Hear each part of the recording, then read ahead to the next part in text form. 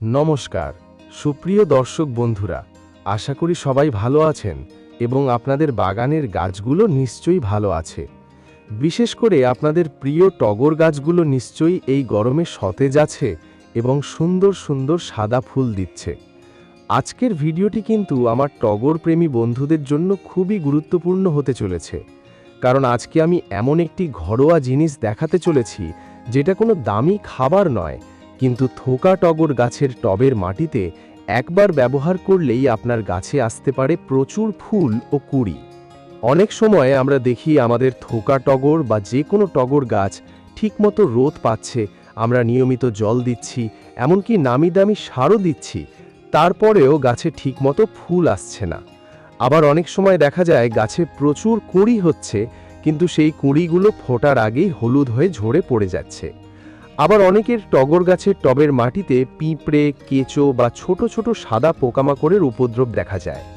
তো বন্ধুরা, আজকের এই ভিডিওতে আমি থোকা টগর গাছের জন্য এমন একটি ঘরোয়া দ্রবণ দেখাবো যেটা এই সমস্ত সমস্যাকে একসাথে অনেকটাই কমিয়ে দিতে পারে। তাই ভিডিওটি একটুও স্কিপ না করে সম্পূর্ণ দেখার অনুরোধ রইল। যারা আমার চ্যানেলে নতুন আছেন তারা অবশ্যই চ্যানেলটিকে সাবস্ক্রাইব করে পাশে থাকবেন, কারণ প্রতিদিন এই চ্যানেলে গাছের পরিচর্যা সংক্রান্ত নতুন নতুন ভিডিও আপলোড করা হয়। বন্ধুরা, প্রথমেই জেনে নেওয়া যাক টগর গাছে কেন এই দ্রবণটি ব্যবহার করা দরকার। এপ্রিল মাসে অনেক সময় হঠাৎ করেই কালবৈশাখী ঝড়ের সাথে বৃষ্টি হয়ে যায়। এই হঠাৎ বৃষ্টির কারণে টবের মাটির গঠন অনেক সময় বদলে যায়। বিশেষ করে এই সময়ের বৃষ্টি টগর গাছের টবের মাটিকে অনেক সময় অতিরিক্ত অম্লীয় বা অ্যাসিডিক করে তোলে। ফলে গাছ মাটির ভেতরে থাকা খাবারগুলো ঠিকমতো শোষণ করতে পারে না, যার ফলে আমরা যতই দামি দামি সার দিই না কেন গাছ ঠিকমতো ফুল দেয় না। গাছ ধীরে ধীরে দুর্বল হয়ে পড়ে এবং কুঁড়িগুলো পুষ্টির অভাবে হলুদ হয়ে ঝরে পড়ে যায়। সাধারণভাবে মাটির পিএইচ লেভেল ঠিক আছে কিনা সেটা পিএইচ মিটার দিয়ে মাপা যায়, কিন্তু আমাদের মতো সাধারণ বাগানীদের পক্ষে সেই দামি যন্ত্র কেনা সবসময় সম্ভব নয়। তাই আজকে যে ঘরোয়া দ্রবণটি আমি দেখাবো সেটি টগর গাছের মাটির পিএইচ ব্যালেন্স করতে ম্যাজিকের মতো কাজ করবে। যখন মাটির পিএইচ সঠিক থাকে তখন টগর গাছের শিকড় খুব সহজে মাটির ভেতরে আটকে থাকা পুষ্টিগুলো টেনে নিতে পারে, ফলে গাছ দ্রুত সবল হয়ে ওঠে এবং ডগায় ডগায় প্রচুর কুঁড়ি ও ফুল আসতে শুরু করে। প্রথমে 3টি টিপসের কথা বলি যেগুলো টগর গাছের জন্য খুবই জরুরি। প্রথম টিপস হলো টগর গাছকে সম্পূর্ণ সূর্যের আলোতে রাখতে হবে। এমন জায়গায় গাছকে রাখতে হবে যেখানে সকাল থেকে বিকেল পর্যন্ত পর্যাপ্ত পরিমাণে গাছ রোদ পায়। দ্বিতীয় টিপস হলো গাছে বুঝে জল দেবেন। অতিরিক্ত জলে গাছ কিন্তু ফুল কম দেয়, তাই টবের ওপরের মাটি শুকিয়ে গেলে তারপরেই জল প্রয়োগ করবেন। এবং তীব্র গরমের কারণে বিকেলের দিকে বা সন্ধ্যের দিকে যখন জল দেবেন তখন গাছকে ভালো করে স্নান করিয়ে দেবেন। তৃতীয় টিপস হলো গাছে পিঞ্চিং করতে হবে, অর্থাৎ ফুল ফুটে যাওয়ার পর সেই ফুলগুলোকে তুলে ফেলতে হবে এবং যেসব ডালে একদমই ফুল নেই সেই সব ডালগুলোকে 1 থেকে 2 ইঞ্চি করে কেটে দিতে হবে। এতে সেই ডাল থেকে নতুন করে আবার ডাল বেরোবে এবং সেই ডালে আবার কুঁড়ি আসবে। তাই যত ডাল বেশি হবে তত আপনাদের টগর গাছটিও ঝাঁকড়া হতে থাকবে এবং গাছে প্রচুর পরিমাণে কুঁড়ি আসবে। এবার চলুন দেখে নেওয়া যাক কিভাবে খুব সহজে এই ঘরোয়া দ্রবণটি তৈরি করবেন। এর জন্য আমাদের মাত্র 2টি সাধারণ উপাদান লাগবে যা আমাদের হাতের কাছেই থাকে। প্রথম উপাদান হলো ফিটকিরি আর দ্বিতীয় উপাদান হলো কেমিক্যাল চুন। প্রথমেই আমরা 1 লিটার জল নিয়ে নেব এবং সেই জলকে সমান 2 ভাগে ভাগ করে নেব, অর্থাৎ 2টি আলাদা পাত্রে 500 ml করে জল রাখব। প্রথম পাত্রে 500 ml জলের মধ্যে আমরা সামান্য ফিটকিরি ব্যবহার করব। ফিটকিরি সাধারণত বড় দানা বা চাকতির মতো দোকানে কিনতে পাওয়া যায়।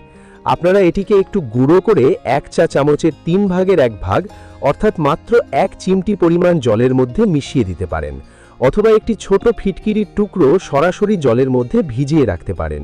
এবার এটিকে প্রায় আধ ঘন্টার জন্য এভাবেই রেখে দিন।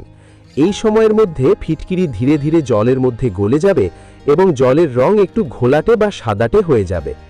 থোকা টগর গাছের জন্য ফিটকিরির একটি বড় উপকারিতা হলো এটি মাটির পিএইচ ব্যালেন্স করতে সাহায্য করে এবং মাটির ক্ষতিকারক ছত্রাক ও পোকামাকড় দূর করে। এবার দ্বিতীয় পাত্রে 500 ml জলের মধ্যে আমরা ব্যবহার করব কেমিক্যাল চুন। এই চুনটি সাধারণত হার্ডওয়্যারের বা রঙের দোকানে পাউডার ফর্মে পাওয়া যায়। এখানে আমরা ছোট চামচের 1 চা চামচ চুন এই জলের মধ্যে মিশিয়ে দেব এবং এটিকেও প্রায় আধ ঘন্টার জন্য ভালো করে ভিজিয়ে রাখব। চুন গাছের মাটিকে উর্বর করবে এবং গাছে ক্যালসিয়ামের যোগান দেবে। একটি বিষয় অবশ্যই মনে রাখবেন, যারা মিউনিসিপ্যালিটি বা কর্পোরেশনের জল ব্যবহার করেন তারা সেই জলকে অন্তত 24 ঘন্টা আগে কোনো বালতিতে ধরে খোলা জায়গায় রেখে দেবেন। এতে জলের মধ্যে থাকা ক্লোরিন বা ফ্লুরিন গ্যাস উড়ে যাবে। আর যদি আপনারা টিউবওয়েলের জল, কুয়োর জল বা বৃষ্টির জল সংগ্রহ করে ব্যবহার করতে পারেন তবে সেটাই টগর গাছের জন্য সবচেয়ে ভালো। এবার আধ ঘন্টা সময় হয়ে গেলে ফিটকিরি ভেজানো জল থেকে অবশিষ্ট ফিটকিরির টুকরোটি তুলে সরিয়ে ফেলুন। তারপর এই ফিটকিরির জল এবং অন্য পাত্রে থাকা চুনের জল দুটিকে একসাথে একটি বড় পাত্রে ঢেলে খুব ভালোভাবে মিশিয়ে নিন। এইভাবেই তৈরি হয়ে যাবে থোকা টগর গাছের জন্য আজকের এই ঘরোয়া জাদুকরি দ্রবণ। এবার এই দ্রবণটি টগর গাছের টবের মাটিতে 4 দিয়ে ধীরে ধীরে ঢেলে দিন। প্রতিটি টবে 300 থেকে 500 ml দিলেই যথেষ্ট হবে। এই 1 লিটার দ্রবণটি আপনি 4 থেকে 5টি গাছে ব্যবহার করতে পারবেন। এই দ্রবণটি ব্যবহার করলে টগর গাছের গোড়ায় থাকা পিঁপড়ে বা কেঁচোর সমস্যা একদম চলে যাবে। তার পাশাপাশি মাটির পিএইচ সঠিক হওয়ার কারণে আপনার প্রিয় থোকা টগর গাছটি খুব দ্রুত সারের পুষ্টি গ্রহণ করতে পারবে। আপনারা দেখবেন দিন দশকের মধ্যেই গাছটি আগের থেকে অনেক বেশি সতেজ ও সবুজ হয়ে উঠেছে এবং নতুন নতুন কুঁড়ি আসতে শুরু করেছে। এবার জেনে নেওয়া যাক এই দ্রবণটি আপনারা কতদিন অন্তর ব্যবহার করবেন। টগর গাছের ক্ষেত্রে এই দ্রবণটি মাসে সর্বোচ্চ 2 বার ব্যবহার করা যাবে। বিশেষ করে যেসব গাছে ফুল একেবারেই হচ্ছে না বা গাছগুলো খুব রুগ্ন হয়ে গেছে তারা অবশ্যই এটি ব্যবহার করবেন। মনে রাখবেন, প্রতিবার প্রয়োগের মধ্যে অন্তত 20 দিনের ব্যবধান রাখতে হবে। অর্থাৎ আজ যদি আপনি এই দ্রবণটি ব্যবহার করেন তাহলে আবার 20 দিন পার হলে তবেই দ্বিতীয়বার ব্যবহার করবেন। প্রতিটি টবে যদি পরিমাপ করতে অসুবিধা হয় তাহলে আমাদের বাড়িতে থাকা সাধারণ কাচের গ্লাস ব্যবহার করতে পারেন। সেই গ্লাসে 1 গ্লাস পরিমাণ দ্রবণ দিলেই মোটামুটি সঠিক মাপ হয়ে যাবে। খেয়াল রাখবেন, অতিরিক্ত পরিমাণে বা ঘন ঘন এটি দেবেন না, কারণ অতিরিক্ত কোনো কিছুই গাছের জন্য ভালো নয়। তো বন্ধুরা, দেখলেন তো মাত্র 2টি ঘরোয়া উপাদান দিয়ে কত সহজে আমরা থোকা টগর গাছের কুঁড়ি ঝরা বন্ধ করতে পারি এবং প্রচুর ফুল পেতে পারি। এটা হয়তো সরাসরি কোনো খাবার নয়, কিন্তু এই গাছগুলোর জন্য এটি একেবারে ধন্বন্তরী ওষুধের মতো কাজ করে। আপনাদের বাগানের থোকা টগর গাছগুলোতেও আজই এটি প্রয়োগ করে দেখুন, ফল অবশ্যই পাবেন। তবে খেয়াল রাখবেন, বৃষ্টির সময় এটি প্রয়োগ করবেন না এবং মাটি যদি ভিজে থাকে তাহলে তখন প্রয়োগ করবেন না। মাটির 2/3 শুকিয়ে গেলে তারপরেই প্রয়োগ করবেন এই তরল। ভিডিওটি যদি আপনাদের ভালো লাগে এবং উপকারে আসে তাহলে অবশ্যই একটি লাইক করবেন।